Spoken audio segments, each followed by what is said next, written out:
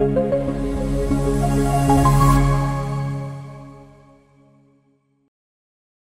buenas tardes, ¿cómo están? ¿Qué tal el día de hoy? ¿Cómo les terminó de ir con su actividad el día de ayer? Por favor, me confirman si me ven, si me escuchan, si ven mi pantalla compartida. Gracias, Oribel. Y aún así ahorrarse la.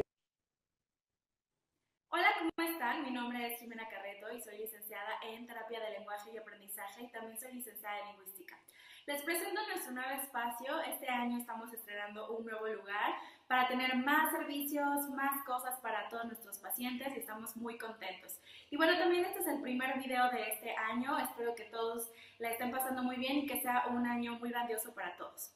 Bueno, pues les cuento que el viernes tuvimos una plática para retomar algunos aspectos sobre los trastornos de aprendizaje a cargo de la licenciada Valeria Rodríguez, quien es la especialista en problemas de aprendizaje aquí en el consultorio.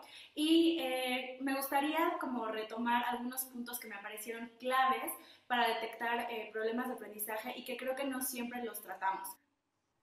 Así que en este video vamos a hablar sobre puntos claves que ustedes necesitan saber para poder detectar o inferir un posible problema de aprendizaje.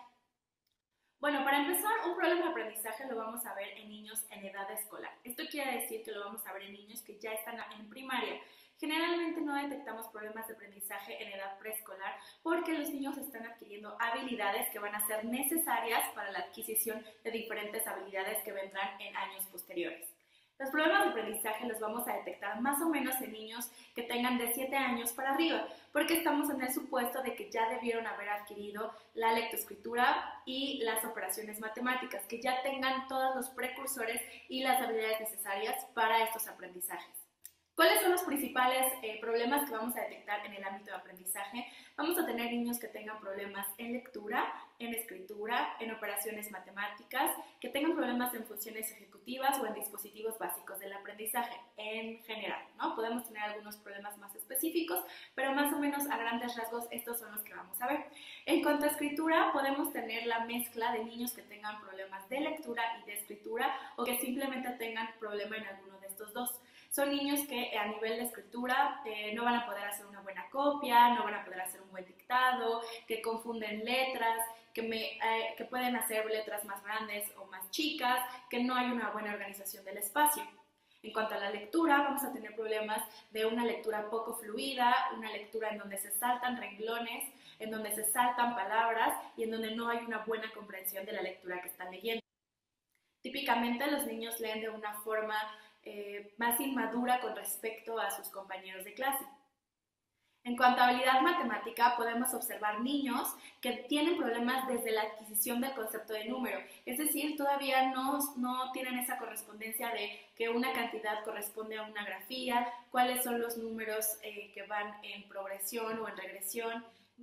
Niños que tienen problemas en conceptualizar cantidades, dónde es más, dónde es menos, cuánto es igual, y por supuesto vamos a tener niños con muchas dificultades en operaciones matemáticas, desde suma, resta y por supuesto multiplicación y división. Obviamente los problemas van a variar dependiendo la edad a la que lleguen o la edad en la que se detecten los problemas de aprendizaje, pero en niños pequeños podemos ver desde este tipo de problemas. En cuanto a funciones ejecutivas y dispositivos básicos del aprendizaje, son habilidades cognitivas que vamos a desarrollar desde la infancia hasta la adolescencia y nos sirven para un correcto aprendizaje. En funciones ejecutivas vamos a ver fallas en planeación, análisis, organización de la información, en memoria de trabajo, en inhibición. Hay muchas funciones ejecutivas que nos ayudan a saber qué hacer con la información, a hacer una buena ejecución y a verificar si hay errores y en caso de que los haya, corregirlos. En muchas ocasiones los niños pueden tener fallas en varias funciones ejecutivas y además en dispositivos básicos del aprendizaje.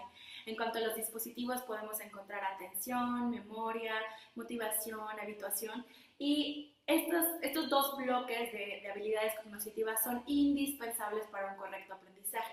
Entonces podemos tener niños que tengan algún problema en lectura, en escritura, en cálculo, pero además que tengan problemas en funciones ejecutivas y en dispositivos básicos del aprendizaje. Por eso es importante que hagamos una valoración global del aprendizaje para ver dónde están las fallas y por qué el niño no está aprendiendo.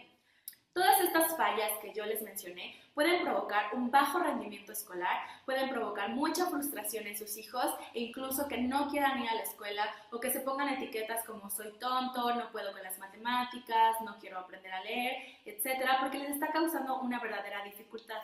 Pero antes de pensar en cualquier problema de aprendizaje hay que verificar dos cosas que son sumamente importantes y que pueden interferir en el buen aprendizaje de sus hijos, y que es que haya una buena visión y que haya una buena audición. Si tenemos algún problema de visión y no lo hemos detectado, lo más probable es que su hijo tenga un bajo rendimiento escolar. Y esto es algo que se puede solucionar bien fácil, simplemente llevando a su hijo a un oftalmólogo para que revise cómo está su audición y que pueda detectar si tiene una visión adecuada o si tiene algún problema. Corrigiendo esto, si realmente esta era la causa del problema de bajo rendimiento escolar, se solucionará con eso. También en el aspecto de audición, si su hijo no está escuchando bien, no tiene una buena retroalimentación, por supuesto que va a haber problemas de aprendizaje. Entonces, estos son dos ámbitos que deben de ser revisados primero. Es lo primerito que debemos de pensar y de asegurarnos que esté bien para entonces sí pensar en un posible problema de aprendizaje. Si tu hijo presenta alguna dificultad en las áreas que te mencioné, más vale llevarlo con una terapeuta de lenguaje y aprendizaje para que haga una valoración muy certera y te pueda dar un posible diagnóstico en caso de que tenga un problema de aprendizaje y que pueda también diferenciar qué es lo que está pasando con tu hijo. Recuerda que no es normal, que no es típico que un niño no sea bueno en matemáticas o que no sea bueno en historia, en biología, en química. En realidad lo que puede estar pasando es que tiene un problema de aprendizaje que no está siendo detectado. Así que por favor activa la valoración. Espero que te haya servido esta información. Recuerda que me puedes escribir a través del correo que va a aparecer aquí. Puedes visitar. David, muy buenas tardes para todos. ¿Cómo están? ¿Qué tal el día de hoy? ¿Cómo les terminó de ir con su test? Beatriz, muy buenas tardes. Luz, muy buenas tardes. Isabela, buenas tardes. Qué bueno. Me alegra mucho, David, que les haya ido muy bien. Bueno,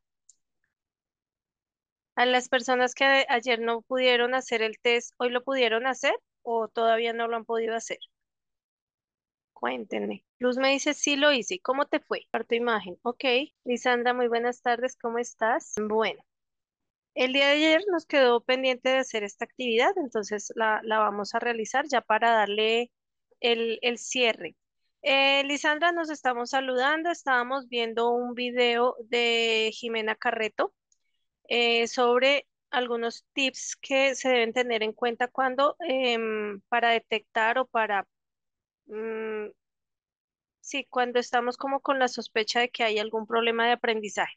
El link del video está en el chat para que ustedes lo puedan ver. Es un video súper cortico, es súper cortico. Y les recomiendo mucho a Jimena Carreto. Tiene muy buen contenido que nos puede ayudar a dinamizar muchísimo en el aula, sobre todo con temas de lenguaje. Aquí está. Te salió. No veo. 37.5 visual, 33.33 kinestésico y 29.17 auditivo. Ok, ¿cómo se sintieron con esos resultados? Bueno, entonces la dinámica que íbamos a realizar ayer para cerrar ese primer módulo se llama Mi cerebro aprende así.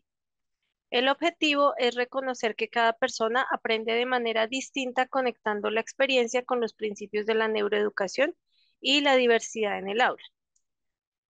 Nuestros cerebros aprenden de formas diferentes. Hoy descubriremos cómo aprendemos cada uno.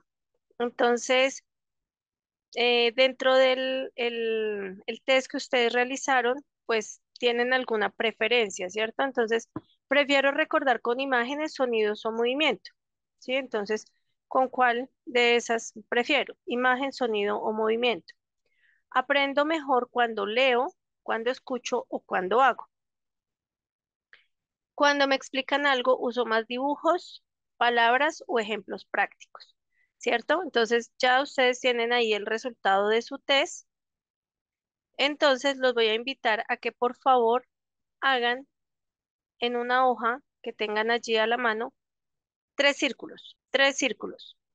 En uno, en un círculo, van a escribir sus fortalezas, en el otro círculo van a escribir los retos y en el otro círculo van a escribir las estrategias que les funciona. Luz dice, me hace sentido. Ok. ¿Listo? Entonces, vamos a sacar en una hoja que tengamos allí, no importa el tamaño de la hoja, no importa el tamaño de los círculos, si no tengo con qué trazar los círculos, no hay lío. Hagan una, una figura, no importa que sea totalmente redonda, pero en una van a escribir fortalezas, cuáles consideran ustedes que son sus fortalezas. En el otro círculo van a escribir retos, cuáles creen ustedes que son los retos que tienen en este momento. Se vale a nivel personal, se vale a nivel profesional, al nivel que ustedes lo quieran escalar.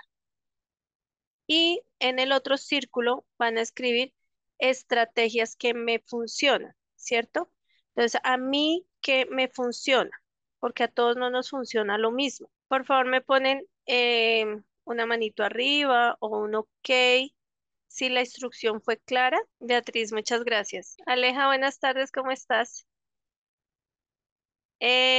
Aleja, nos saludamos. Vimos un video de Jimena Carreto que está en el chat. Es un video cortico, son algunas estrategias para tener en cuenta cuando sospechamos de dificultades de aprendizaje y estamos haciendo un ejercicio.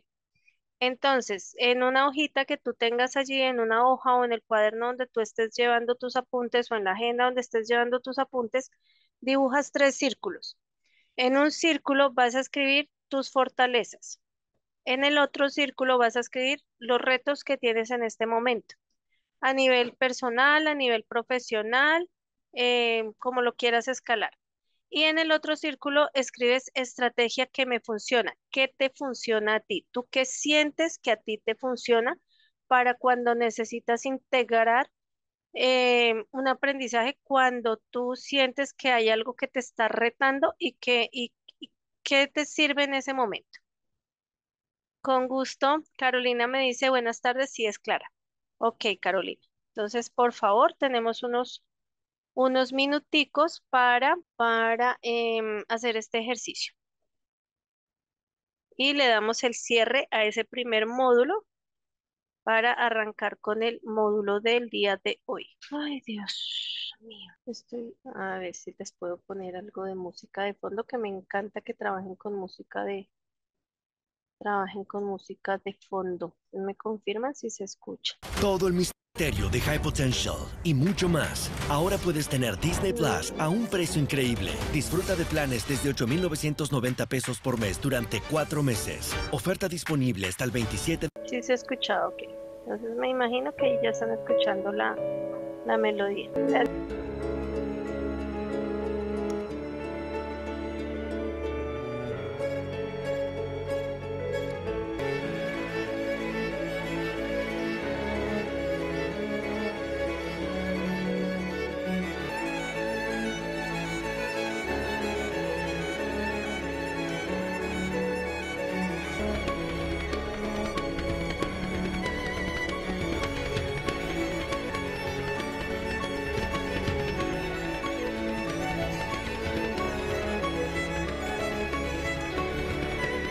Bueno, ¿quién ya terminó? ¿Quién terminó el ejercicio? Y cuéntenme cómo les fue. Lisandra, cuéntanos. Si alguien nos quiere compartir con audio, levantan manito y yo les habilito para que puedan hablar, para que los podamos escuchar. Pero sí es necesario que levanten la manito para poderlos encontrar. Lisandra dice, según mi índice de ayer, en el test, mi estilo de aprendizaje se inclina más hacia lo auditivo. Ok. Soleima, muy buenas tardes, ¿cómo estás? No te preocupes, bienvenida. Bienvenida, estamos haciendo un ejercicio. Ya vimos un video cortico de Jimena Carreto, que está aquí en el chat. Es un video sencillito. Ya no lo encontré.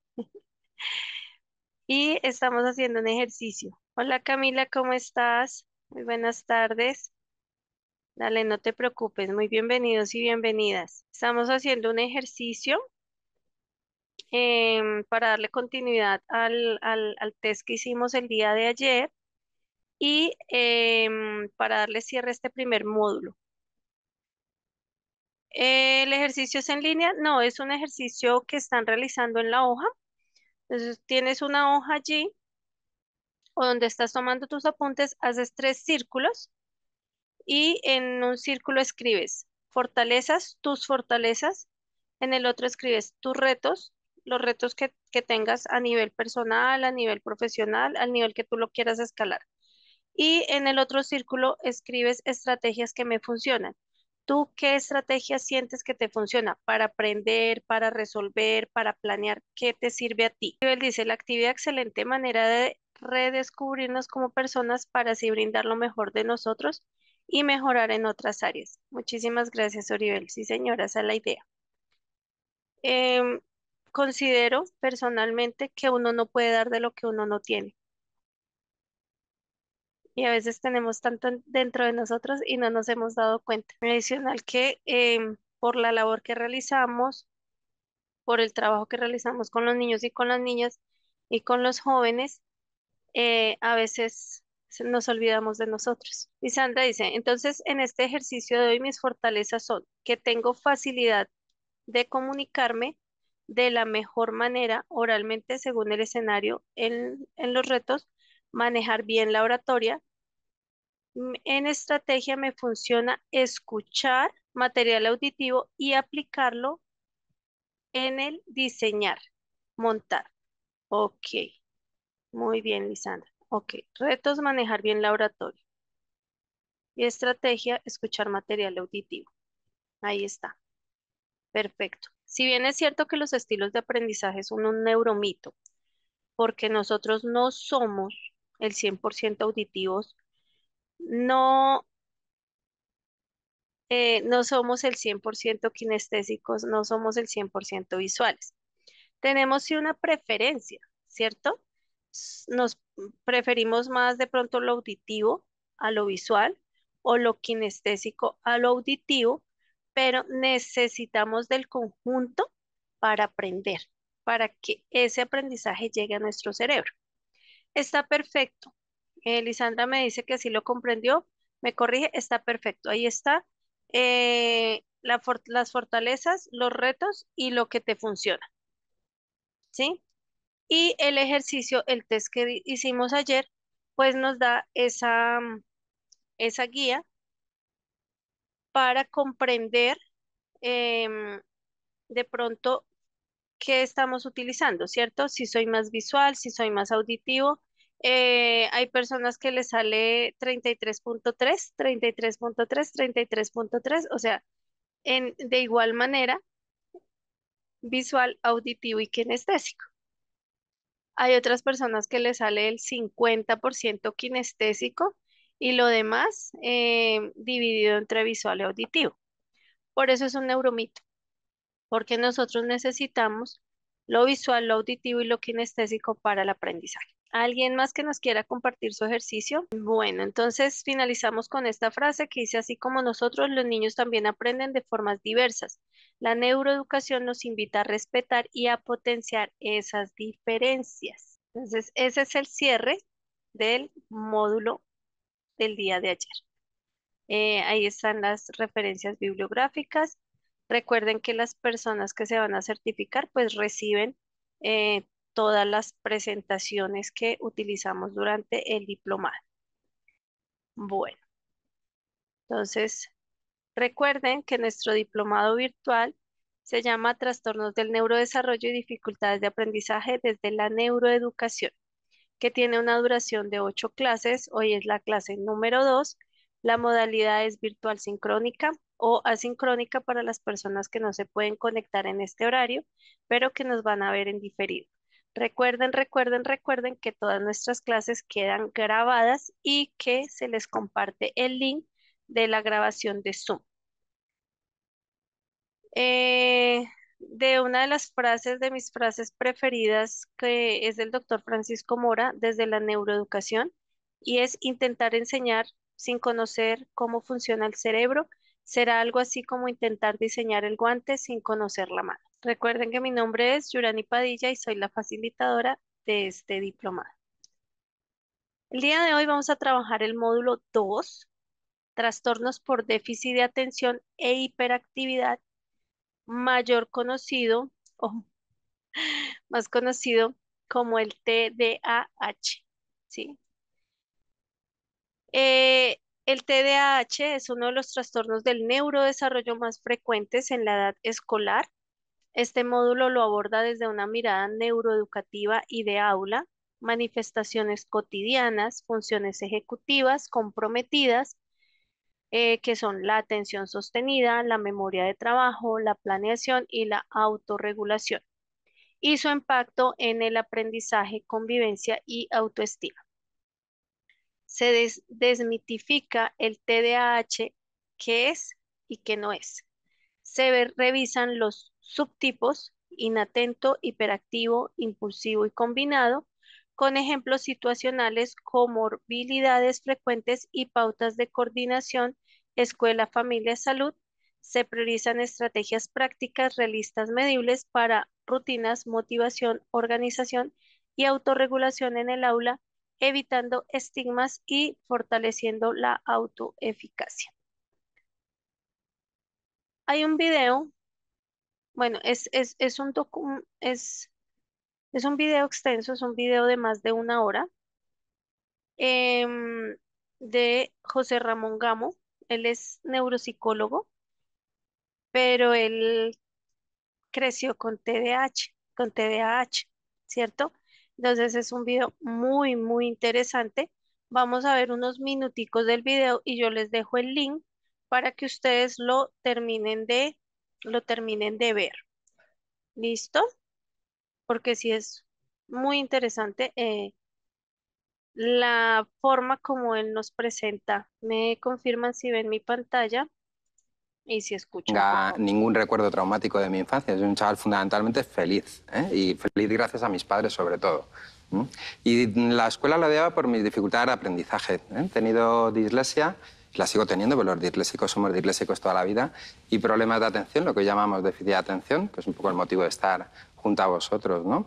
Y me llama mucha atención estar en los eventos de educación porque hoy en día, si hay algo que me define, es que soy un friki de esto. Es decir, yo soy un motivado. Y a mí esto para mí es una profesión que me apasiona, y por lo tanto lo que hace es que me dedique en cuerpo y alma a intentar transformar el sistema educativo. Y esto se lo tengo que agradecer sobre todo a los chavales de dificultad de aprendizaje, que ha sido mi primer foco de motivación. Cuando yo empecé a estudiar, lo que quería hacer era psicología para poder dedicarme a los niños con dislexia. En mi generación no había nada específico de formación en dislexia y en trastornos de lectoescritura. Y entonces entré en psicología, gracias a los enchufes de mi madre y mi padre, porque nunca tuve buenas notas, ¿eh? Y dio la casualidad que justo ese año que empecé psicología, inició la carrera de magisterio de audición y lenguaje, los especialistas para trabajar con los niños dentro del aula en entornos, pues, sobre todo de dificultades de aprendizaje y de lectoescritura en concreto. Así que automáticamente, en cuanto descubrí aquello, me cambié. Creo que fui un par de días a la Facultad de Psicología y me metí en La Salle a estudiar, pues, mi carrera, ¿no? Fue una pasión porque encontré gente que para mí fue inspiradora, ¿no? Y que yo agradezco siempre que tengo algún hito, ¿no? Y que he conseguido algo, me vienen a la cabeza mis maestros. Y dentro de mis maestros, por desgracia, tengo que decir que no me llegan a la cabeza los maestros de primaria y secundaria, me llegan a la cabeza mis maestros universitarios, que fueron, por alguna extraña razón, ¿no? En esta época que debiéramos estar más protegidos los niños cuando tenemos dificultades, que es la primaria y la secundaria, y yo lo encontré la comprensión y el apoyo en la universidad. Y es algo que hoy en día los chavales con los que yo he trabajado a lo largo de mi carrera, ¿no? Después de 20 años, pues tienen la misma experiencia. Todos me refieren que la universidad es donde están floreciendo, que la universidad es donde se sienten bien tratados y donde se sienten comprendidos y apoyados. Y bueno, y esto es un poco a lo que yo me dedico a la transformación del sistema educativo. Soy un convencido de que la única revolución posible, pacífica, es la educación, que tenemos que hacer un cambio en la cultura de lo que estamos haciendo dentro de las aulas con los chavales. Y lo hacemos desde el conocimiento científico. Creo que no puede ser que la educación siga dando la espalda a la ciencia. Y esto, nosotros recogemos la información de investigación neurocientífica, intentamos llevar esto a las aulas para diseñar procesos de aprendizaje y que los maestros tengan herramientas para poder aprender a enseñar, puesto que aprender es algo intrínseco a las personas y no vamos a poder hacer nada para que otro aprenda. Yo voy a poder hacer cosas para inspirar el aprendizaje de los demás y favorecérselo. Y un poco el objetivo y el eslogan mío siempre es: dejemos con los chavales de enseñarles cosas que nunca hacen y empecemos a hacer cosas con los niños para que aprendan, porque lo que sabemos a ciencia cierta, y es un conocimiento muy antiguo, que el cerebro aprende haciendo. Y que hay que hacer miles de horas de acciones de aprendizaje para que alguien tenga un aprendizaje significativo y no escuchar peroratas dentro de las aulas o hacer tareas de repetición mecánica sin producir fenómenos de razonamiento. Es decir, es muy importante que los niños aprendan a razonar, tengan sentido crítico. Tienen que tener una capacidad de tener sentido crítico para poder responder a la realidad que van a vivir dentro de unos años cuando ya no estemos a su lado y tengan que tener herramientas ellos para desenvolverse. Estando en un bar, en un cuarto de baño una vez, ponía en la puerta: no cuentes lo que te han enseñado, sino que cuenta lo que has aprendido. Así que el rato que vamos a estar, ¿no?, a mí para lo que me invitan es para que me bombardeéis a preguntas, y yo lo que voy a hacer es contaros lo que he ido aprendiendo a través de 20 años de trabajo con los chavales con dificultad de aprendizaje y de la relación con las escuelas y los maestros. Así que os invito a que bombardeéis, que para eso estamos aquí. Hola, mi nombre es Beatriz y tengo un hijo de 15 años diagnosticado de TDAH. Parece que desde la comunidad médica y científica está admitido el TDAH, pero hay sectores que lo niegan. Entonces, ¿qué es? ¿Existe el TDAH? Bueno, es verdad que no es en la comunidad científica donde hay una discusión sobre si el TDAH existe o no. Y a mí lo que me resulta curioso es que la mayoría de la gente que niega el TDAH son gente que no tiene experiencia clínica, que no trabaja con los chavales que tienen esta dificultad. Negaríamos la existencia de la bipolaridad o la esquizofrenia o la depresión por el hecho de que no existe un análisis que nos permita un marcador biológico que identifique el problema o una prueba neurofuncional que nos permita identificar el problema. Pues esto nadie lo pone en duda, que estas patologías existen, generan un trastorno en la vida cotidiana de la gente y que tienen una respuesta a tratamientos que es eficaz y les mejora la calidad de vida.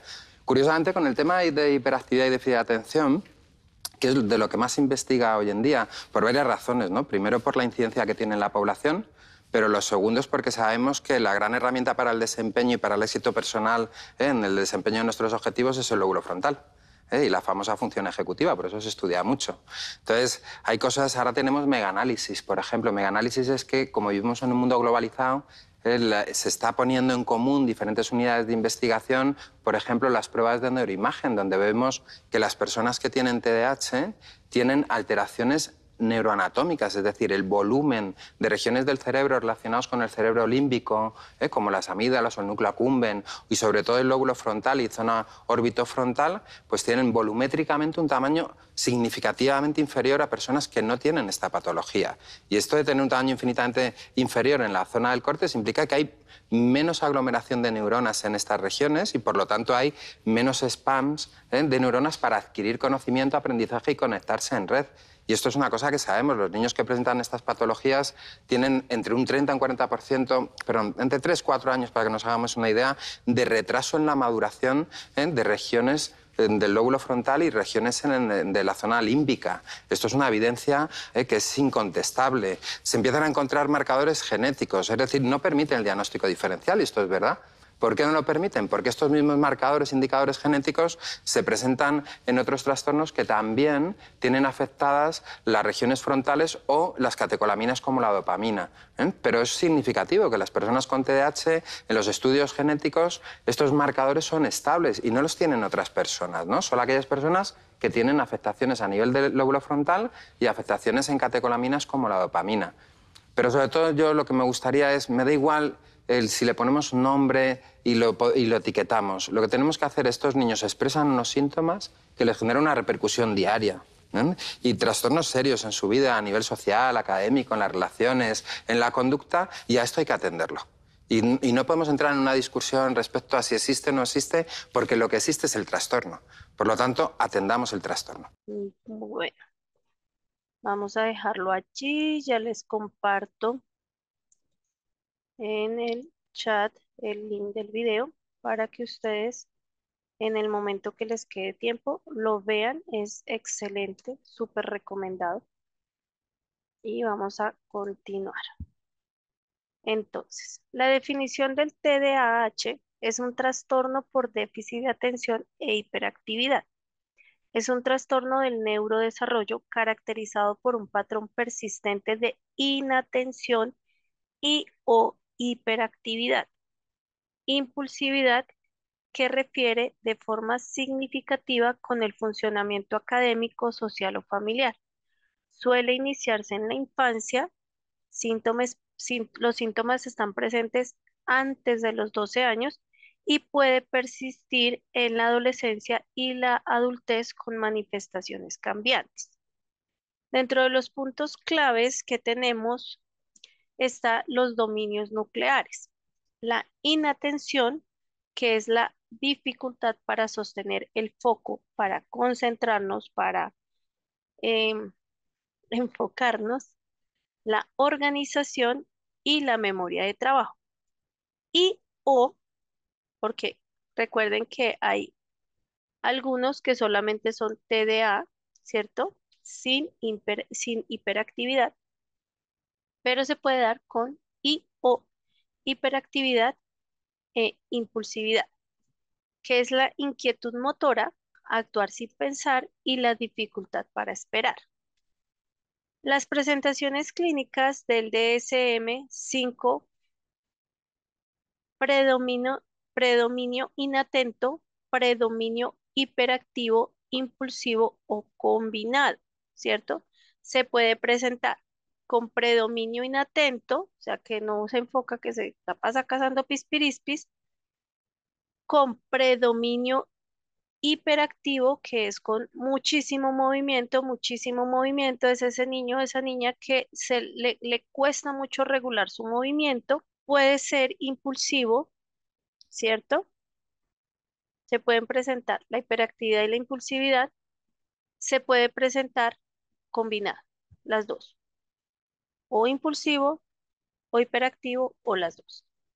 El curso crónico y fluctuante según el contexto, demanda y motivación no es una mala conducta ni falta de límites.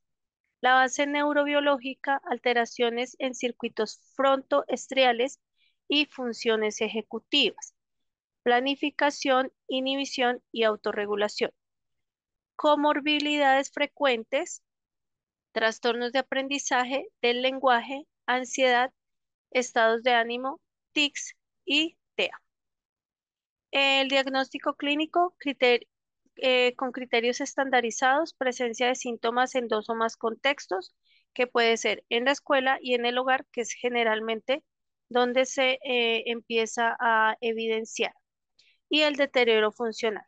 El abordaje se hace desde la psicoeducación, los apoyos escolares con estructuración, segmentación y refuerzo, entrenamiento en habilidades de autorregulación y, en cuanto está indicado por profesionales de salud, en algunos hay que tratamiento farmacológico. Algunos niños pues hay que medicarlos. Los subtipos del TDAH y sus manifestaciones. Entonces tenemos el subtipo inatento: es desorganización, olvidos, pierde el material, errores por descuido, se desconecta. Son de esos niños que todo se les pierde, que nunca saben dónde dejan nada, que están de cuerpo presente y a veces hasta te están mirando y pues están en la nebulosa. Yo les digo, están cazando pispirispis, porque los puedes llamar y los puedes llamar y no, completamente desconectados. De subtipo hiperactivo impulsivo, entonces inquietud motora, mucho movimiento, se levanta constantemente, interrumpe, tiene muchísima dificultad para esperar turnos. Combinado, pues es la suma de los síntomas de ambos dominios: inatento, hiperactivo. La variabilidad son síntomas que fluctúan según el contexto, el interés, la demanda y la fatiga. La variabilidad tiene que ver con, bueno, con muchos factores, porque pues el contexto influye muchísimo, ¿sí? El contexto, los rótulos, es que es un niño que no tiene límites, es que no le han enseñado a comportarse, es una niña que no entiende ni para qué pierde el tiempo explicándole porque no le va a entender. O sea, el contexto influye muchísimo. Influye también el interés que tenga el niño o la niña, qué cosas son de su interés, ¿cierto? ¿Qué le puede gustar, qué no le gusta? Em, las demandas que tanto le estamos exigiendo que haga, ¿cierto? ¿Qué tanto le exijo yo que haga, a pesar de que veo que no lo está logrando? Entonces es del niño que no lo logra y no lo logra, o la niña que no lo logra y no lo logra, y todos los días la mamá recibe una nota de se levantó, no trabajó, perdió lápiz, ¿cierto? Y seguimos y lo seguimos jalando y lo seguimos jalando sin, digamos que sin una estructura. Y la fatiga, porque pues esto produce cansancio, ¿cierto? Esto produce cansancio, esto se vuelve algo muy agotador. Dentro de las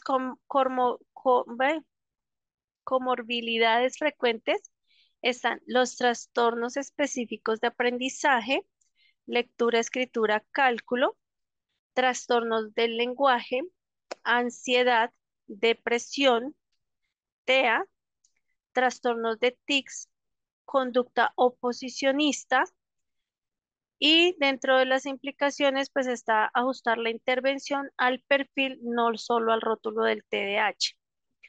Em, ¿Por qué hay que ajustar las intervenciones al perfil? Porque yo tengo que considerar absolutamente todo lo demás, ¿cierto? O sea, ya tengo el diagnóstico, ok, el niño tiene TDA, listo. ¿Tiene H o no tiene H? ¿Sí? Es de qué subtipo, ¿cierto? ¿Cómo es su contexto? El niño vive en un hogar que lo apoya, que lo anima, que se preocupa por fortalecerlo, o simplemente me llamó alguna vez una mamá para solicitarme terapia educativa y me decía, es que sí, me dijeron que buscar ayuda porque es que esto estarle pegando todos los días. Y yo decía, Dios mío, ¿cuántos años tiene el niño? No, tiene 5. Yo, por Dios. Pues es que igual no es la manera, ¿sí? Pegándole no va a aprender. Entonces, hay que ver también ese contexto. Si tiene alguna comorbilidad, ¿cierto? Si tiene algún trastorno específico del aprendizaje, si tiene algún trastorno del lenguaje, em, ansiedad, pero ¿cómo así? ¿Cómo un niño va a tener ansiedad? Sí, los niños tienen ansiedad, ¿cierto? A los niños también les da depresión. Entonces hay que tener en cuenta eso, ¿cierto? Para poder ajustar ese plan de intervención. El impacto en las funciones ejecutivas, pues es la atención sostenida selectiva, se distrae con estímulos irrelevantes, la dificultad para completar tareas largas o monótonas, ¿cierto? Entonces, pues es del niño que pasó una mosca y se fue detrás de la mosca volando. ¿Sí? Muchos niños dicen, ¡ay, una mosca! Y ya. Pero hay otros que se quedan ahí. Entonces, inhibición, eh, autocontrol, responde sin pensar, habla por encima, ¿cierto? O sea, como que no analiza lo que dice y pues tiene gran dificultad para esperar. Recuerden que esa dificultad para esperar hay que entrenarla también, ¿cierto? Y pues, ¿qué sucede? Que hay muchas cosas que yo creo que ustedes están escuchando y me dirán, no, pero es que yo tengo varios así. ¿Será que todos tienen TDA? Hay que afilar muy bien el ojo porque Resulta que como estamos en la era de la tecnología, estamos en la era de ser los papás chéveres, estamos en la era de que yo a mis hijos no les voy a dar lo mismo que yo recibí, entonces soy muy permisivo como papá, y pues todo les hago, todo les alcanzo, no permito que hagan el más mínimo esfuerzo, entonces pues los niños eh, no esperan, ¿sí? De por sí que es una característica, a los niños les cuesta esperar, pero pues en este momento de la vida y de la modernidad es más complejo precisamente porque eh, a veces ni necesitan hablar cuando ya el papá, la mamá, los abuelitos les están dando lo que no necesitan. La memoria de trabajo olvida instrucciones multietapa, pierde la secuencia de un problema, ¿cierto? Entonces, em, se le da varias instrucciones y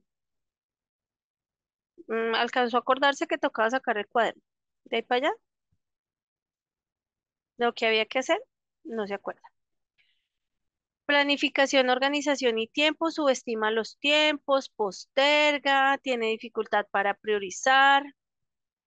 La traducción al aula, pues tareas incompletas, cuadernos desordenados, calidad variable pese a capacidad intelectual adecuada. Vamos a hablar un poquito de las funciones ejecutivas para que nos quede más claro lo que estamos hablando, adicional, porque lo vamos a seguir trabajando. Entonces es súper importante que nosotros tengamos clarísimo las funciones ejecutivas. Las funciones ejecutivas son un conjunto de procesos cognitivos de alto nivel que permiten planificar, organizar, guiar, regular y evaluar la conducta, especialmente en situaciones nuevas o complejas. Actúan como el director de la orquesta del cerebro, coordinando los pensamientos, las emociones y las acciones para alcanzar las metas. Están principalmente asociados con el corte prefrontal ubicado atrás de la frente, aunque involucran redes cerebrales más amplias. Se desarrolla, em, perdón, en el desarrollo inicia en la infancia temprana sobre los 2 años, pero de acuerdo al contexto y a otras variables, puede darse entre los 2 y los 5 años, ¿sí? Muestra avances significativos en la niñez media, un salto importante en la adolescencia, coincidiendo con la reorganización sináptica, y alcanza la mayor madurez hacia los 25 o 30 años, ¿cierto? Entonces, los chicos generalmente de 16, 17, 18, pues ya se creen grandotes, ellos se creen muy grandes y demás, pero pues mire que la madurez total, digamos que nuestro cerebro completa todo su proceso, todo, más o menos sobre los 30 años. ¿Cuáles son los principales componentes de las que vamos a ver? Son las funciones ejecutivas básicas. Entonces, una de las funciones ejecutivas básicas son la memoria de trabajo, mantener y manipular información activa de manera temporal, ¿cierto? Entonces, por ejemplo, al leer un libro, recordar lo que decía el párrafo anterior para comprender el siguiente. El que yo pueda grabar un código o pueda grabarme un número temporalmente porque lo necesito, es una información que necesito en un momento determinado, ¿cierto? Entonces yo la grabo porque la necesito, ¿sí? Pero pues cuando ya la dejo de necesitar, pues ya no la voy a ocupar más, entonces se olvida. No pasa a la memoria de largo plazo, sino que se olvida. Está el control inhibitorio, que permite suprimir respuestas automáticas o inapropiadas, regular las emociones y las conductas. Por ejemplo, resistir a mirar el celular durante la clase, ¿sí? Y la flexibilidad cognitiva, que es la capacidad de cambiar de tarea, adoptar nuevas estrategias o ver distintos puntos de vista. Ejemplo, cambiar de idioma en una conversación bilingüe o reinterpretar un problema matemático, ¿cierto? Eso tiene que ver con la flexibilidad cognitiva. Cuando a nosotros nos cuestan demasiado los cambios, demasiado, pero eso que es demasiado, porque igual los cambios no son fáciles, pero cuando somos muy resistentes a los cambios, nos falta entrenar la flexibilidad cognitiva, ¿cierto? Cuando se nos dificulta mucho pasar de una actividad a otra actividad. ¿M? Em, Estamos haciendo algo y nos frustramos porque no la terminamos, pero tenemos que pasar a otra actividad. Entonces ahí nos falta entrenar la flexibilidad cognitiva. En notas científicas, según Miyake, estas son las tres funciones nucleares de las cuales se derivan las más complejas. Entonces nosotros empezamos trabajando estas básicas y cuando se fortalecen esas básicas ya se empiezan a dar las funciones ejecutivas complejas. Bueno, seguimos hablando de TDA. Entonces vamos a ver unas estrategias de autorregulación y organización en el aula y en el hogar. Entonces, estructura y previsibilidad. Señalización visual del horario y de las fases de clase, donde el niño, la niña, el joven pueda tener claridad cuándo inicia, cuál es el desarrollo y en qué momento hay un cierre. Un ritual breve de inicio, el ritual tiene que ver con algo que es habitual, ¿cierto? Que es el repaso de metas del día y materiales necesarios. Entonces nosotros hacemos unos checklists para mirar qué es lo que vamos a realizar durante el día y qué materiales vamos a necesitar, ¿cierto? Las instrucciones deben ser eficaces, una consigna por vez, en lenguaje concreto, pedir retroalimentación del estudiante, que te repita los pasos. Entonces, una consigna por vez, organiza la maleta, ¿sí? Saca el cuaderno. Cuando él saque el cuaderno, abre la hoja, abre la página, ¿cierto? Toma el lápiz. Porque si le decimos no, organiza la maleta, saca el cuaderno, abre en tal página y saca el lápiz, él se acuerda de la maleta. De ahí para allá, no se acuerda. Un apoyo visual, que hayan pictogramas, listas, temporizadores visuales, reloj de arena, trabajar mucho con el timey tamers, ¿cierto? Con el tiempo. Tenemos una facilidad inmensa en este momento y es el celular, ¿cierto? Entonces nosotros podemos tener las alarmas en nuestro celular y irlos entrenando para qué está sonando, qué significa esa alarma, ¿cierto? Para que ellos sientan que tienen tiempo y que el tiempo se va agotando. Hay unos relojes de arena súper chéveres para trabajar con ellos. Entonces, es para que ellos tengan esa percepción de que hay un tiempo para hacer cada cosa. Y la segmentación de tareas. Entonces, es importante que dividamos los proyectos en micro tareas con entregables visibles y celebrar los avances. Digamos, en matemáticas, vamos a hacer hoy 10 ejercicios. Si le ponemos 10 ejercicios no los va a lograr, ¿cierto?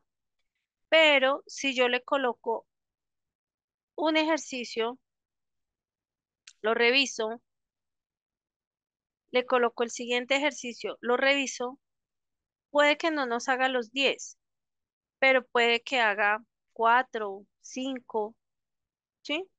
Porque al ver la cantidad de ejercicios se va a frustrar, ¿sí? Va a perder también el interés. Entonces, pues es mejor esa actividad grande que nosotros estamos contemplando, pues hacerla más pequeña, ¿sí? Para que vaya haciendo, vaya entregando y nosotros podamos ir revisando. Cuando hablamos de celebrar avances, no es de decirle bien, chévere, uy, no sé qué, ponemos allá la papayera, ponemos la música y le... Sí, no. Es importante que le reconozcamos el esfuerzo y es importante que le reconozcamos el avance, ¿cierto? Sin caer en, sin caer en ser demasiado em, efusivos con el estudiante o demasiado parcos con el estudiante. O sea, muy en nuestro nivel, reconociéndole su avance, pero desde, desde, desde el respeto, desde lo pedagógico, ¿sí? Hay una técnica que a mí personalmente me encanta y la utilizo muchísimo y es la técnica Pomodoro, ¿sí? Entonces la adaptamos. 15-20 minutos de foco, 15-20 minutos de trabajo y 5 minutos de pausa activa. Entonces, vamos a hacer las actividades, vamos a empezar con los ejercicios matemáticos. Calculo 15 minutos, ¿sí? Hago pare con alarma, con reloj, 5 minutos, tenemos 5 minutos de pausa activa. Puedo hacer un ejercicio de estiramiento, puedo permitirle que tome agua, puedo hacer un ejercicio de bright gym, puedo hacer un ejercicio de manos, ¿cierto? Para hacer esa activación neuronal, pero también para darle, para bajar de pronto la ansiedad, para bajar el estar mucho tiempo en una misma actividad, ¿sí? Que no me da los 15 minutos, o sea, mi estudiante no me da los 15, pues empiézalo a graduar, ¿cierto? Empiezas a graduar, empiezas a mirar, bueno, no me da los 15, me da 10, listo, arranque por 10. Y a medida que lo vaya logrando, le va extendiendo el tiempo, ¿sí? Y lo mismo con la pausa activa, entonces no una pausa de 5 no, sino una pausa de 3 minutos. ¿M? Esa pausa no es para que juegue, no es para que salga al patio, no, es una pausa activa, ¿sí? No es una pausa en la que el profesor se desentiende del estudiante, no. O que si estoy en la casa, entonces es el momento que mi mamá se desentiende de mí, no. Debe ser una pausa que le permita cambiar de actividad. Estoy en un ejercicio de matemáticas, pero ahora voy a poder, no sé, trabajar con plastilina, hacer un ejercicio de manos, hacer estiramiento, hacer sacudida, hacer bostezo energético, hacer dibujos bilaterales, ¿cierto? Con las dos manos, sobre la mesa, debajo de la mesa, panza para abajo en el piso, ¿sí? Ese tipo de descansos. El manejo de tiempo y organización, entonces podemos trabajar una agenda codificada por colores que puede ser por asignatura, ¿cierto? Entonces, dependiendo de la asignatura, pues le damos un color, ¿sí? El checklist de mochila en la casa, ¿cierto? El checklist, entonces, ¿qué debe ir en la mochila? En la mochila debe ir la cartuchera, debe ir el cuaderno, debe ir la regla, debe ir, ¿qué debe ir en la maleta? Entonces, hay que hacer el checklist, ¿cierto? Cuando sale del colegio, revisemos, ¿hiciste el checklist de tu maleta? ¿Llevas el libro? ¿Llevas el cuaderno? ¿Llevas tal cosa? ¿Sí? Para que lo, él o ella lo vaya chuleando, ¿cierto? Le vaya haciendo el ejercicio de chulito, de chun, sí, para que recuerde y eso nos ayuda a organizar. O una carpeta todo en uno o un cuaderno anillado con separadores para reducir las pérdidas, ¿cierto? Ya cada quien, de acuerdo a la edad, de acuerdo a la estrategia que vea más viable, pues lo va pudiendo hacer. La autorregulación emocional y conductual, podemos trabajar el semáforo de emociones, conductas, pausas de regulación acordadas, ir por agua, respirar 4-6, ¿cierto? Entonces, en cuanto a actividades de regulación emocional, hay muchísimas. ¿Qué debo tener yo en cuenta para una actividad de autorregulación emocional? Que los niños pequeños necesitan corregularse. Un niño pequeño no se regula solo. Un niño pequeño necesita la regulación de un adulto. Recordemos que nosotros tenemos unas neuronas que se llaman las neuronas espejo. Entonces, si yo veo a mi adulto rasgarse las vestiduras, gritar y tirarse al piso, pues yo voy a hacer lo mismo como niño, porque eso es lo que estoy viendo que hay que hacer. Entonces me enojo y tiro todo. ¿Por qué? Porque yo vi que eso era lo que había que hacer o fue el impulso que sentí y pues me lo permitieron, ¿cierto? Entonces yo lo voy a seguir haciendo. ¿M? Entonces es importante mirar la edad, ¿cierto? Para buscar la estrategia para la regulación emocional. Eso con el tema emocional bueno, hay un tema, hay un tema, y es que a nosotros, a nosotros no nos enseñaron a regular emociones, a identificar emociones. Bueno, nos enseñaron a identificarlas, mucho menos a regularlas. Entonces, es importante que los niños, o sea, que trabajemos con todos los niños, con todas las niñas, con todos nuestros jóvenes, con nosotros mismos, al ponerle nombre a nuestras emociones, ¿cierto? ¿Cómo se llama esto que estoy sintiendo? ¿Sí? Es que siento algo que no sé qué es lo que siento y, pero me da mal genio, o sea, pero no sé, o sea, como que siento mal genio, pero que no siento, pero y no sé qué nombre darle porque no la sé identificar, ¿sí? Y eso, pues a nosotros no nos enseñaron que las emociones eran importantes y que eran para la vida y que iban a marcar muchas etapas de nuestra vida. Entonces, con los niños es importante que nosotros empecemos a trabajar esa identificación de emociones, ¿sí? Con diferentes estrategias. Para los más pequeñitos, hay un cuento muy lindo que se llama El cuento del monstruo de los colores. Entonces, él es el monstruo de los colores. Es en fieltro, en la tela que se hacen las cosas de Navidad. Aquí en Colombia se le llama fieltro o pañolense.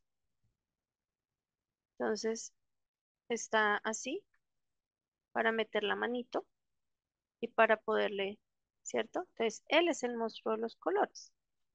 Y está lleno de colores porque tiene todas sus emociones desbordadas, ¿cierto? Entonces la amiga le dice que tiene que aprender a organizarlas. Entonces aquí está la alegría, que es amarilla como el sol, la tristeza, que es suave como la lluvia, la furia, que quema como el fuego, el miedo, que es cobarde, y la calma, que es suave. Aquí está la calma. Y en el cuento mencionan el amor, ¿cierto? El amor, que es este rosadito. Pero el amor, pues más que ser una emoción, ya viene a ser un sentimiento. Pero pues en el cuento lo trabajan. Entonces, es el amor, no el amor romántico, ese amor de pareja, ese amor de novela, idealizado y demás, sino es ese amor por nosotros, ese amor por nuestras personas importantes, por papá, por mamá, por mi familia, por mis hijos, bueno, por las personas que son importantes, ¿cierto? Están los semáforos de emociones que también nos permite que el niño pues sepa en qué momento está en rojo, entonces estoy en rojo, necesito regularme, ¿sí? Necesito regularme. Pasa a naranja, en naranja trabajo la estrategia para regulación, que puede ser respiración, que puede ser hacer un escrito, que puede ser caminar, ¿cierto? Y ya luego pasa a verde para poderse integrar nuevamente al grupo, ¿sí? Eh, algunas pausas de regulación. Entonces, cuando vemos que nuestros estudiantes están ya desbordándose en emoción, pues entonces empezamos a hacer esas pausas de regulación y las pausas se hacen generalmente con respiración, ¿cierto? Enseñarlos a respirar, enseñarlos a que deben tomar aire por su nariz, llevarla a su estómago, inflar su estómago como si fuera una bombita, sostener y luego exhalar, ¿sí? Hay respiraciones, está la respiración de la mariposa, que es una respiración en la que inhalamos por la nariz, ¿cierto? Llevamos al estómago, sostenemos y cuando exhalamos cruzamos nuestras manitos sobre nuestros hombros y empezamos a exhalar haciendo el aleteo de la mariposa, ¿sí? Entonces tomo aire, sostengo y cuando saco, y saco largo, largo, largo, largo, sin sonidos ni nada por el estilo, siempre sosteniendo el aire, ¿cierto? O sea, siempre sacando, sacando, sacando, sacando, sin dejar reservas de aire. Está la respiración, bueno, hay muchas respiraciones, está la respiración de la tortuga, la respiración de la estrella, va muy de acuerdo a la edad. Entonces es importante que ustedes miren la edad para buscar la estrategia. El tomar agua, el tomar agua es muy bueno después de que se ha regulado o si no está demasiado descontrolado, porque el agua puede afectar, ¿cierto? Entonces, ¿por qué puede afectar? Porque el niño se me puede atragantar fácilmente. Entonces, si yo no, démosle agua para que se calme, o se puede atragantar o se puede asfixiar con el agua, entonces pues es preferible que cuando ya empiece a bajar a bajar la emoción, pues que allí sí tome agua, porque el agua pues recuerden que nos ayuda a oxigenar y nos ayuda también a calmar. La respiración 4-6, entonces respiramos en 1, 2, 3, 4, exhalamos en 6. Esa es más corta la inhalación y es más larga la exhalación. Si ustedes encuentran que respire en 4-4-6, es inhalan en 4, sostienen 4 y exhalan en 6. Largo haciendo ese conteo. ¿Listo? Y pues entrenar las habilidades sociales como pues hacer la fila, pedir el turno, pedir ayuda, reparar. Yo le dañé el lápiz a mi compañera, ¿cómo lo reparas? Ahí hay que hablar de acciones reparadoras, ¿cierto? No le va a traer una docena de lápices a la compañera porque se lo dañó, pero pues él no está haciendo conciencia de que él le dañó el lápiz y que lo que yo daño o lo que yo lastimo, ¿cómo lo reparo? ¿Sí? Hay un ejercicio muy bonito que es fácil de realizar con una hoja, sobre todo con los más grandecitos, aunque con los chiquis también, y es que tú tienes una hoja y tú coges y la arrugas totalmente, la arrugas, ¿cierto? Y queda así. Entonces ahora desarrúgala, quítale todas esas líneas y vuélvela a dejar como estaba. ¿Se puede? Entonces eso les ayuda a ellos a integrar a que nosotros somos como esa hoja. Cuando nosotros lastimamos a las otras personas, cuando nosotros les decimos cosas a las otras personas, ¿cierto? Hacemos esto. Y por más disculpas que pidamos, pues no vamos a dejar la hoja como estaba, porque es que ya lastimamos. ¿No? Entonces, son ese tipo de ejercicios que nos ayudan mucho a reparar, a entender que lo que nosotros decimos o lo que nosotros hacemos puede lastimar a otras personas. El refuerzo positivo y las expectativas altas, entonces el elogio específico e inmediato de conductas objetivo. Hoy entregarás 2 tareas a tiempo, ¿sí? Le estoy diciendo qué debe hacer concretamente. ¿Mm? ¿Para qué? Para que él sepa o ella sepa qué debe hacer en concreto, ¿sí? La economía de fichas simples y transparentes. eh, Jimena tiene un video sobre economía de fichas que es bien interesante. y retirar gradualmente cuando la conducta se consolida. Las adaptaciones instruccionales, entonces pues las evaluaciones con tiempo adicional o en formato escalonado, las alternativas de copia extensa, hojas impresas, apuntes compartidos y ubicación preferente con menos distractores sin aislarlo socialmente, ¿cierto? Entonces a veces uno tiene unos lugares específicos en el aula o en el lugar donde nosotros estemos trabajando con los niños, donde los podemos ubicar de tal manera que no estén tan expuestos a los distractores, ¿sí? A los distractores, aunque les pasa que están escribiendo y se quedan ahí y no hablan y no contestan y simplemente existen, ¿cierto? Entonces, pues, se desconectan. Entonces hay que volverlos a conectar. Hay que ir, mirarlos a los ojos, hablarles suave. Ojo, ojo, el cerebro funciona mejor con el susurro que con el grito. El grito activa la amígdala, el grito nos altera, ¿sí? Nos pone en modo lucha-huida. El susurro nos permite escuchar y centrar. Entonces, a veces los adultos gritamos para que los niños nos escuchen mejor, pero resulta que a veces entre más gritamos, menos nos escuchan, ¿sí? Entonces, sí es importante que utilicemos en lugar del grito el susurro. Elisandra dice, quisiera saber si los colores influyen, es decir, ¿debo utilizar colores pastel en los dibujos o material que sea pertinente? Material pertinente, creo que ellos, de lo que podamos utilizar en aula, realmente. Con los colores, no, no necesariamente pues se necesitan colores pastel. Sí es importante, ¿saben qué? Ya que Lisandra toca ese tema, el entorno del aula, el ambiente que tenemos en el aula. Entre menos cosas pegadas tengamos en el aula, muchísimo mejor, ¿sí? Porque, y pues lo digo por experiencia propia, cuando nosotros trabajamos con niños pequeños, con niños de primera infancia, con niños de preescolar, solemos tener muchas cosas pegadas en la pared. ¿Qué sucede? Que esos son distractores, ¿sí? Entonces, es un aula que está sobreestimulada. Entre menos cosas tengamos nosotros pegadas, muchísimo mejor, ¿sí? Porque eso va a ayudar a que el ambiente se sienta más suave, más seguro y el estudiante pueda conectar mejor con la información. Si tú ya vas a utilizar un apoyo, ¿sí? Un apoyo visual, ¿sí?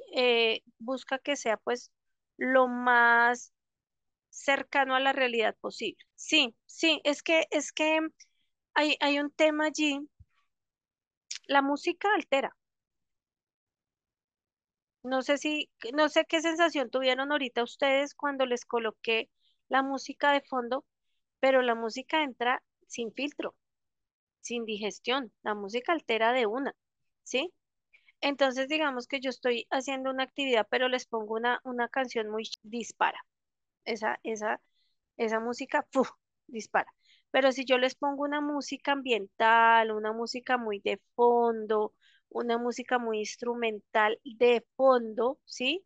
No que la profesora o el profesor tenga que gritar para que lo escuchen, sino de fondo, muy ambiental, eso va a ayudar a que se baje, ¿cierto? Se bajen esos niveles de estrés, de ansiedad, porque sí, sí se da.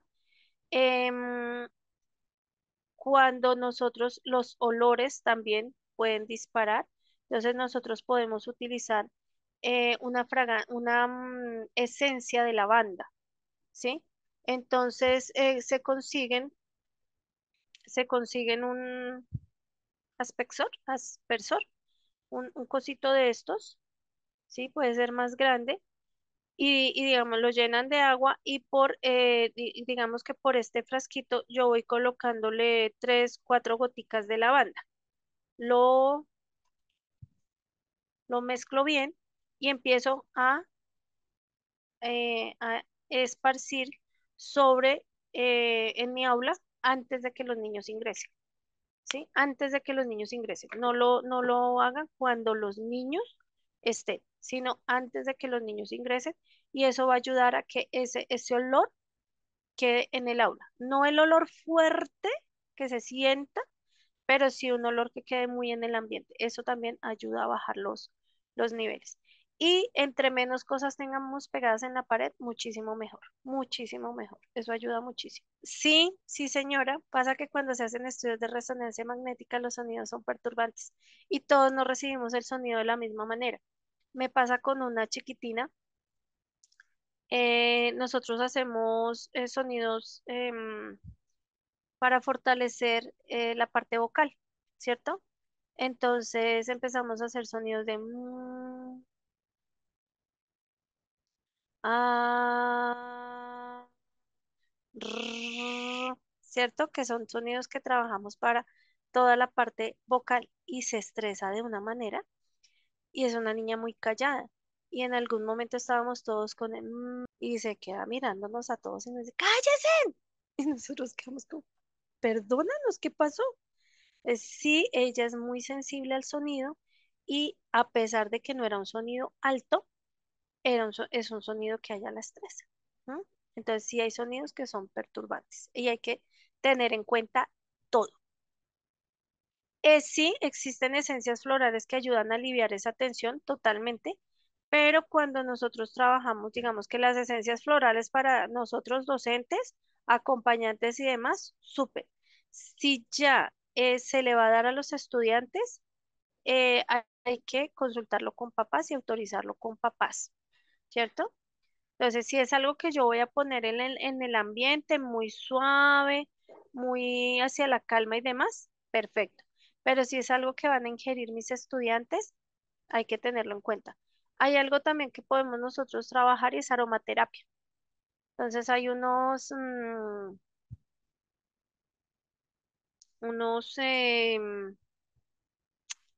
se me va el nombre, donde uno coloca la esencia y lo enchufa y él va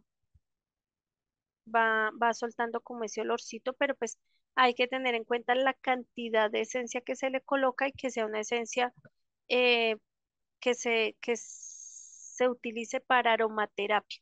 No cualquier esencia nos sirve porque hay esencias que tienen el olor demasiado fuerte y lo que van a hacer es el efecto contrario. En lugar de calmar, nos van a disparar, ¿sí? Entonces sí es importante que lo tengamos en cuenta. Pues con aromaterapia también se puede ayudar muchísimo. Y bueno, estábamos hablando de los distractores, entonces entre menos haya, mucho mejor. Menos es más. En la práctica profesional en bienestar integral hablamos de la aromaterapia. Es genial. La aromaterapia es buenísima, buenísima para ayudar a regular el sistema nervioso. Entonces, la aromaterapia con técnica de respiración, uf, maravillosa. Bueno, vamos a mirar mitos comunes y realidades con TEA. Perdón, con el TDA, eh, la gente dice, es que eso es falta de límites, ¿sí? Es que estoy de fuera, hijo mío, yo ya le había dado un par de palmadas y lo regulo, ¿cierto? Y resulta que no es falta de límites, es un trastorno del neurodesarrollo, que sí hay que poner límites, que sí hay que poner pautas, claro, pero no apunta a correa, ni apunta a gritos, porque así no funcionamos. ¿No? Me dice Lisandra, no sabía de esto, qué fabuloso tips. Claro que sí. Son cosas que yo he aplicado en la práctica y que a mí me han funcionado muy bien. Me han funcionado muy bien, entonces lo recomiendo mucho. Em, Hay un tema con los límites y es que nosotros creemos que poner límites, bueno, nosotros a veces no sabemos poner límites. Nos cuesta el límite. ¿Por qué? Por la manera como nos educaron. A nosotros nos educaron para hacer caso, ¿cierto? Entonces, si me querían gritar, bueno, pues gríteme, porque pues usted es el grande y usted me grita, entonces eso está bien. Entonces, pues a mí me educaron para ser una niña buena y ser una niña educada. Entonces, a mí me costaba mucho poner límites, ¿sí? Y hay que aprender a poner límites. Y es importante poner límites. Los seres humanos necesitamos límites claros. Y esas de las funciones y de las responsabilidades que tenemos los adultos con los niños y con los jóvenes, es decirle, hasta aquí te permito, ¿sí? Con las personas que me rodean, hasta aquí te permito, ¿cierto? Para, porque hasta aquí te permito, ¿sí? Muchas veces nosotros le decimos que sí a todo el mundo y nos estamos diciendo que no a nosotros mismos. ¿M? Entonces, a los niños en general hay que ponerles límites. Y con los niños que tienen trastornos del neurodesarrollo, hay que ponerle límites. Porque ellos tienen un trastorno, pero ellos comprenden el límite, el hasta aquí te permito, ¿sí? Y de aquí no te voy a permitir. ¿M? A veces entendemos el tema de la autoridad como el autoritarismo. Entonces, yo soy autoridad porque hablo duro, porque grito, porque, no, es que yo sí lo veo con una sola mirada, pero lo dejo así, ¿sí? Eso no es autoridad, eso es miedo. ¿No? ¿Y por qué lo deja así? Pues porque el sistema nervioso se bloquea, ¿cierto? Automáticamente el sistema nervioso se bloquea. Entonces, pues, lógico, lo deja de una sola pieza. ¿M? Pero entonces es poner los límites. Y los límites se ponen antes de, ¿cierto? Antes de. Cuando nosotros estábamos estableciendo las rutinas, cuando nosotros estamos estableciendo qué se hace, en qué tiempo se hace y demás, es donde yo pongo el límite. ¿M? Hasta acá. Entonces sí es importante los límites. Es importante exigir, pero exigir con amor. Es importante. ¿Por qué? Porque cuando a mí me exigen, pues yo voy a dar un poquito más, ¿cierto? Pero si, ay, no, es que su mercecito como tiene TDA, no, qué pecado. Eso, chinito, ni podrá. Eso. Ay, hasta lo que medianamente pueda. No, tiene unos ajustes que se deben hacer en algunas áreas específicas. Pero eso no quiere decir que no pueda aprender. Eso no quiere decir que no sea funcional, ¿sí? Mires en el video que les recomiendo, y ahí se van a dar cuenta qué tan funcional es una persona con TDA. Otro mito es el azúcar o las pantallas causan TDAH. No hay evidencia real, no hay evidencia directa, pero sí puede agravar la desregulación en algunos, ¿cierto? Entonces, resulta que hay niños que medianamente están siendo funcionales en el aula, en la casa, y les damos azúcar, les damos chocolatina, le damos leche azucarada, le damos, y se desregulan completamente, o sea, se ponen intensos, intensos. Dice mi hija mayor, se ponen bombis, ¿cierto? Entonces ahí uno dice, el azúcar no es la causa, pero el azúcar sí puede agravar las conductas. Lo mismo que la tecnología, ¿cierto? El tema de las pantallas sí puede agravar. ¿M? No es la causa, pero sí lo puede agravar. Entonces hay que tener cuidado con ese tema de las pantallas, sobre todo cuando estamos sobre el momento de ir a dormir. Es que yo digo que un niño no debería tener acceso a pantallas. Cero pantallas. Si nosotros queremos cerebros sanos, cero pantallas. Pantallas lejos de nuestros niños. Por lo menos después de los 7 años, que ya se completa el primer septenio y que ya tenemos una maduración importante de procesos cognitivos. ¿M? Pero antes de los 7 años, cero pantallas, lejos celulares de nuestros niños. ¿M? Porque es que el celular emite ondas, tiene una luz, tiene un movimiento, o sea, no es sano el celular. Entonces, no. ¿Qué se les pasa con la edad?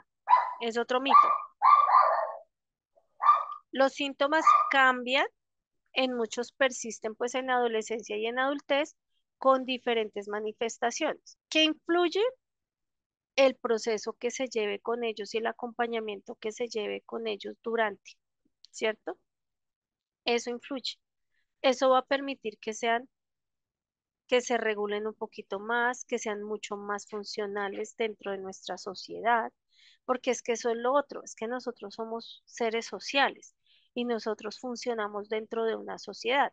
Entonces, sí, hoy en día se puede estudiar desde la casa, se puede hacer homeschool, se puede estudiar pues el tema de la universidad y demás desde la casa, se puede trabajar desde la casa, pero nosotros somos seres sociales, nacemos en una familia, no vivimos en una comunidad, pertenecemos a diferentes grupos sociales. Entonces, hay que permitirles y darles herramientas de regulación para que sean funcionales dentro de esta sociedad. ¿No? Y adicional que darle herramientas para la vida, porque es que nosotros eternos no somos. Entonces, un niño que porque tiene algún trastorno del neurodesarrollo, lo convertimos en completa y absolutamente dependiente del adulto, pues, ¿cuándo va a poder realmente vivir? Y cuando el adulto falta, entonces, ¿qué va a pasar? ¿Mm? Otro mito es la medicación lo resuelve todo. Puede ser muy efectiva para síntomas nucleares, pero requiere intervención psicoeducativa y apoyos del entorno, ¿cierto? Sí hay casos en los que es necesario medicar, ¿sí? Pero pues eso lo hace un profesional en, en, en el tema, un profesional de la salud, ¿cierto? Pero sí o sí se necesita la atención psicoeducativa, se necesita el apoyo del entorno, se necesita el plan de intervención y se necesita que ese plan sea eficiente y eficaz en el proceso de cada niño. Samsung, ¿cómo estás? ¿Está bien decirle a un niño de TDA que debe obedecer porque el adulto es uno sin gritarlo, por supuesto? Pues es que cuando yo le digo es que aquí la adulta soy yo y la que sé soy yo, eso tiende a confrontar, ¿cierto? Pero si yo le digo, es importante que escuches y es importante que sigas la instrucción, ¿m? Ahí, ahí la torta cambia, ¿cierto?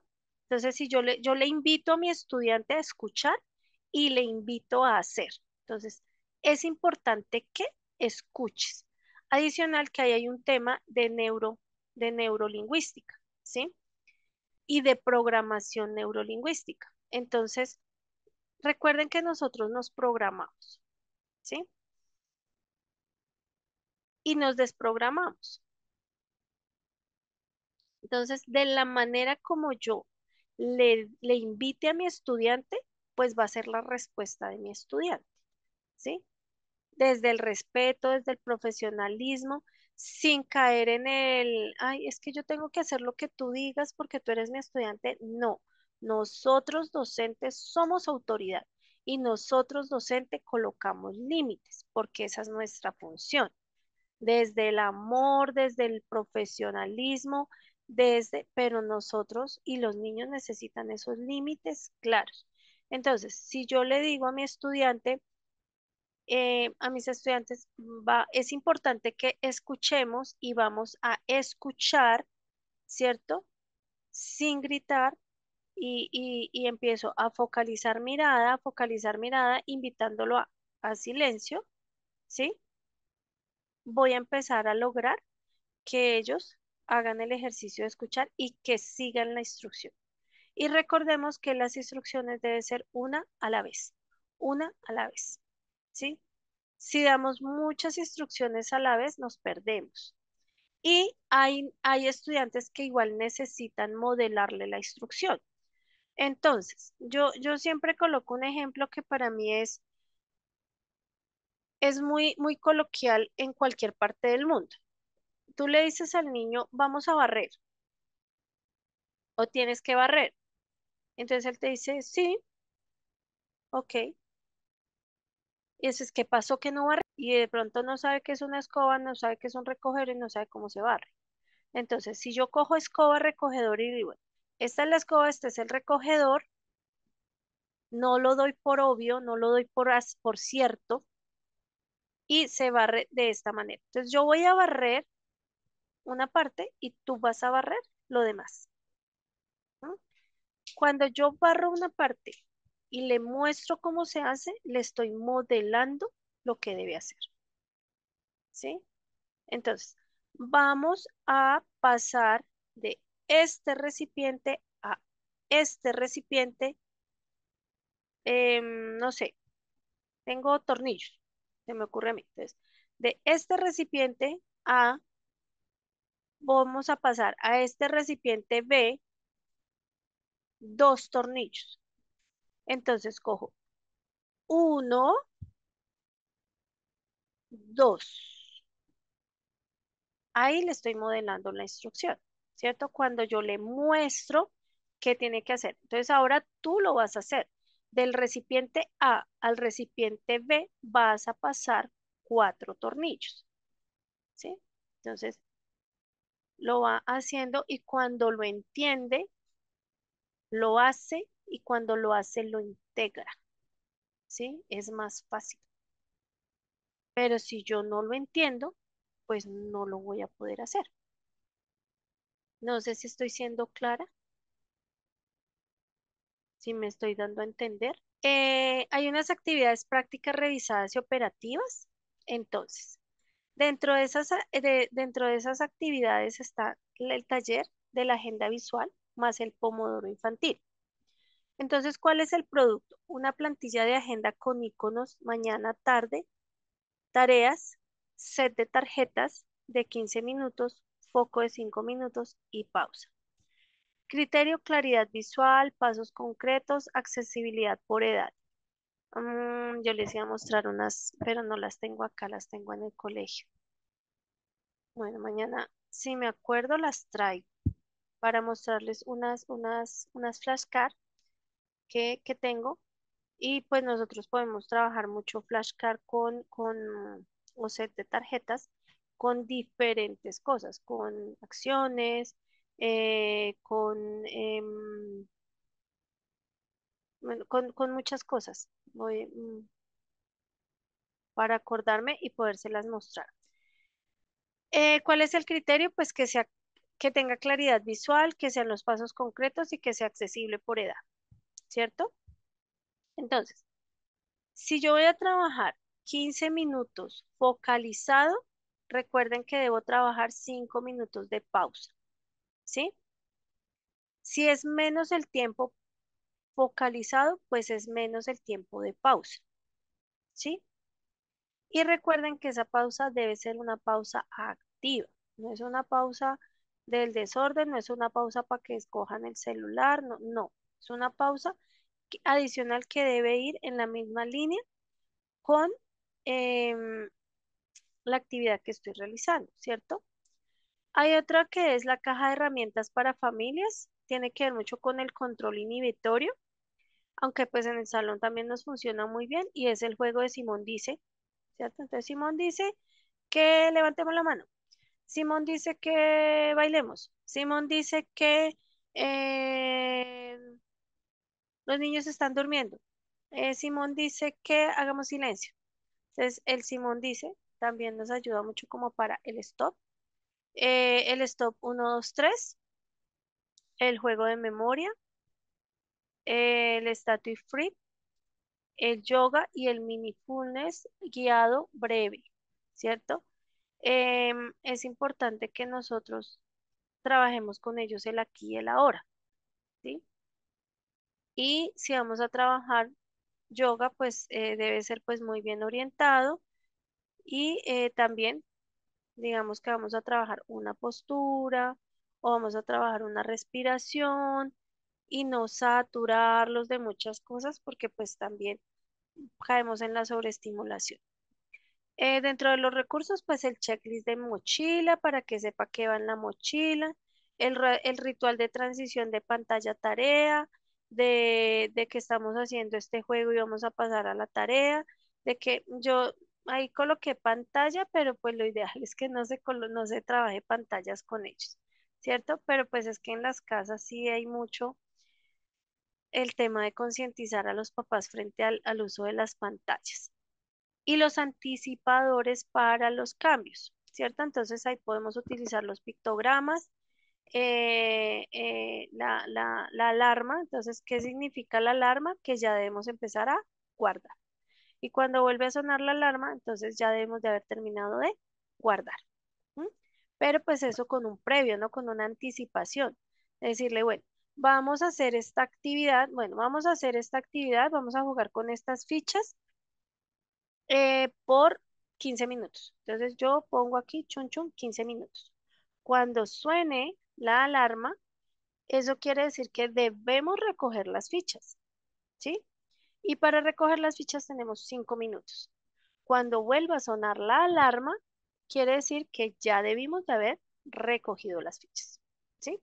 Entonces eso nos va a ayudar a hacer ese anticipador, ese previo, y que el niño sepa qué esperar. La guía de frases puente, entonces primero vamos a jugar con las fichas y luego vamos a recogerlas. ¿M? Entonces, le enseño y él le pregunto, enséñame cómo lo vas a hacer, ¿sí? ¿Entendiste? Sí. ¿Qué tienes que hacer? Entonces, cuando el niño me dice qué va a hacer, eso me permite saber cómo me entendió, ¿sí? Si realmente me entendió o si no me entendió. Un análisis de caso breve, dado el perfil, pues se diseña un plan de 2 semanas con metas y conductores académicos medibles, criterios de éxito y plan de refuerzo. Entonces aquí vamos a ver las consideraciones de inclusión y de bienestar. Súper importante y recuérdenlo, evitar las etiquetas despectivas y las comparaciones públicas. Se suele dar, ¿sí? Y a veces muy por cultura somos dados a las etiquetas, ¿cierto? Y más a las despectivas. Es que como es bruto, es que como es boba y no escucha, es que como es sorda, ¿cierto? Es que como fulanito sí hace y usted no hace, es que como perencejito sí puede y usted no puede, es que tengamos cuidado con eso, tengamos muchísimo cuidado con eso. ¿M? Un niño no necesita sentirse mal, un niño no necesita sentirse en ridículo para aprender. Yo creo que es de las heridas inmensas que uno le puede dejar a un niño. ¿M? Es importante darle voz al estudiante, codiseñar las metas y señales discretas para pedir pausas, ¿cierto? Que el estudiante diga, profe, necesito parar, necesito una pausa para volver a retomar, ¿cierto? Eso se logra cuando nosotros diseñamos las metas con ellos y cuando nosotros empezamos a conocer a nuestros estudiantes y saber hasta dónde pueden, ¿sí? Porque es importante parar, es importante la pausa y es importante el silencio, también es importante, ¿sí? Perspectiva de género y cultural, síntomas que pueden expresarse diferentes, por ejemplo, inatención internalizada en niñas y atender los sesgos, ¿cierto? Entonces, puede que algunas conductas varíen de las niñas a los niños, ¿sí? Entonces, pues yo debo atender esa perspectiva de género, ¿cierto? Porque sí tenemos el mismo cerebro, pero no funcionamos de la misma manera. Entonces, sí es importante que nosotros lo tengamos en cuenta, ¿cierto? Y si hay algún síntoma diferente, pues que nosotros podamos atender ese sesgo y promover fortalezas, pensamiento divergente, creatividad, energía, hiperfoco en temas de interés como palancas motivacionales. A los niños y a las niñas hay cosas que les interesan más que otras, ¿cierto? Entonces, pues promovamos esas fortalezas y enfoquémonos desde allí, ¿m? Desde lo pedagógicamente posible, ¿sí? Entonces, hay muchas cosas de intereses de nuestros estudiantes que nosotros lo podemos utilizar para que a ellos como que eh, digan, oiga, esto está como chévere, ¿no? Hagámosle a ver qué pasa. Y señales de derivación en interconsulta. Em, pues dificultades severas y persistentes en múltiples contextos, que ya se haya de pronto hecho el plan, que se haya ejecutado el plan y que el plan no nos haya funcionado, que siga teniendo esas dificultades muy marcadas, tanto en el contexto escolar como en la casa, que tenga una comorbilidad sospechada, entonces pues una ansiedad marcada, un estado de ánimo que sea muy frecuente, que mi estudiante está muy depresivo, está o está muy desbordado, ¿cierto? Que tenga algún tic o que tenga alguna dificultad específica perdón, del aprendizaje y el impacto significativo en seguridad, relaciones o desempeño pese a los apoyos consistentes, ¿cierto? Em, Puede tener impactos en no sentirse seguro a pesar de que está siendo contenido y a pesar de que está siendo orientado o guiado, ¿sí? Eh, Puede que le cueste mucho el tema de la socialización a pesar de que pues está siendo contenido, está siendo contenida, está siendo guiada, orientada. Entonces, eso también hay que mirarlo cuando nosotros hacemos los planes de intervención. Dentro de los instrumentos de apoyo, pues están las listas rápidas. Entonces, ¿qué podemos utilizar dentro del entorno educativo? Un objetivo del día que sea visible, una instrucción dividida por pasos, ¿cierto? Ya la hablamos. Un tiempo o un temporizador activo y un refuerzo aplicado, un cierre con resumen y un siguiente paso.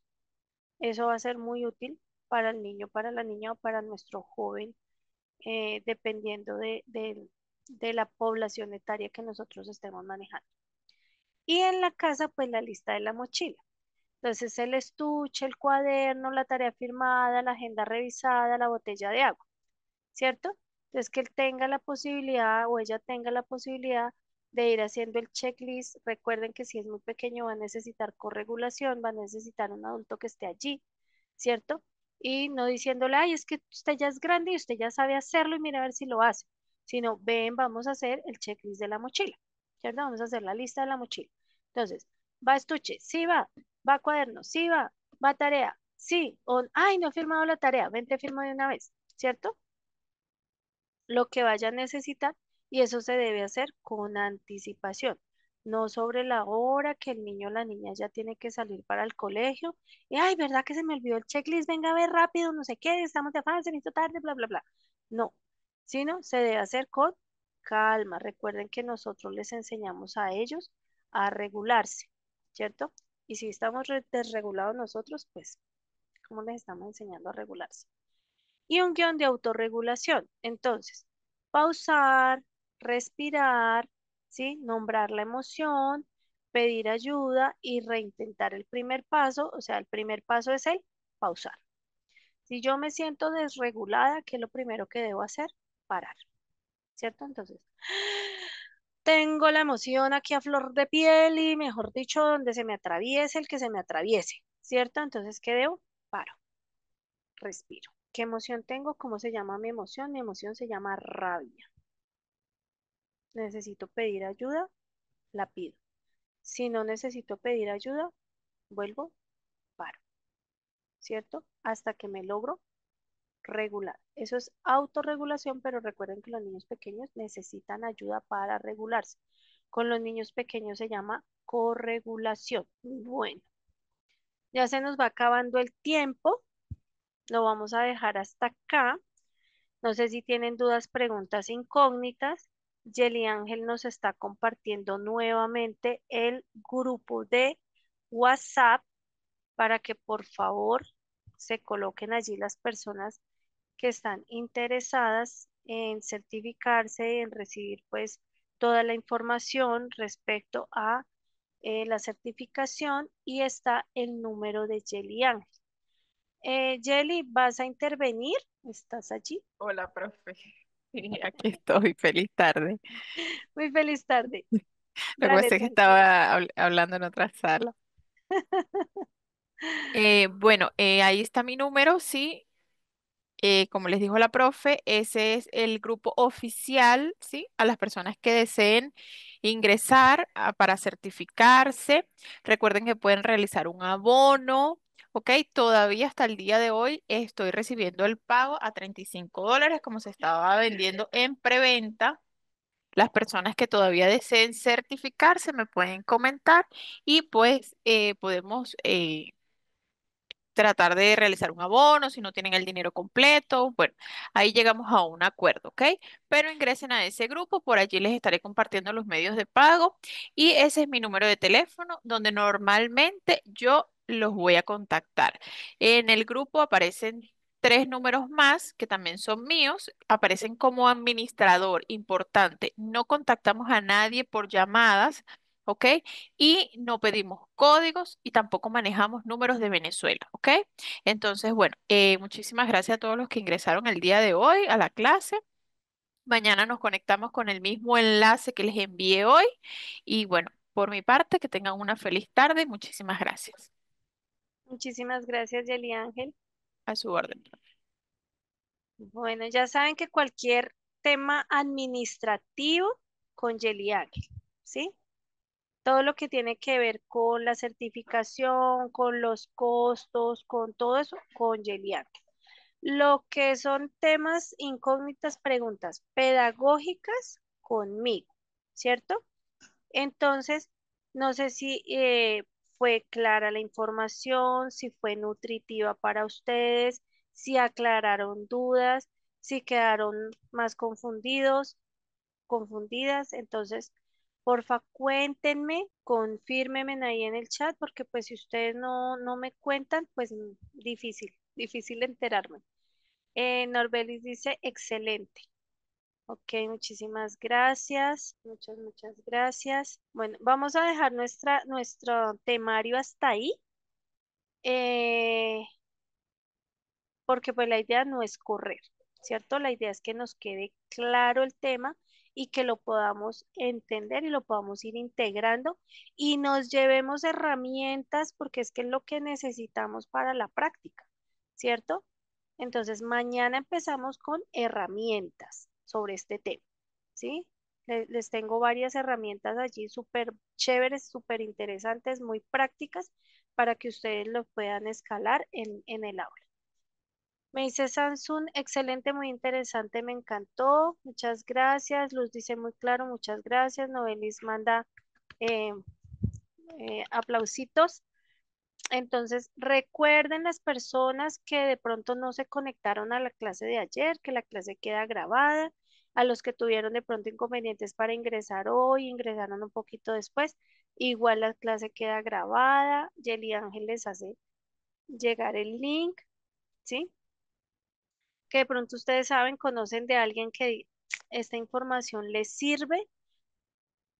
Bienvenido, bienvenida.